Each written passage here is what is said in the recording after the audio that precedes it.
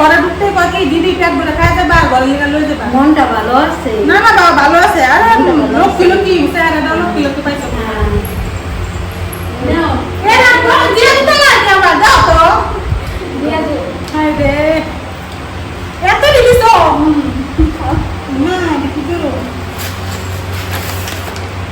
video যে বুঝিয়ে দিয়ে দাও তো কামড়ে দাও তাও ভালো আছে তো না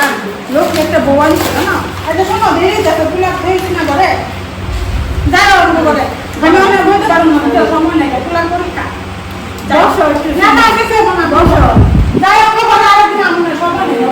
আর কি বলবো যাও বলবা আইসো আরে ডাক্তার একটা কাগজ দিয়ে নতুন ঘা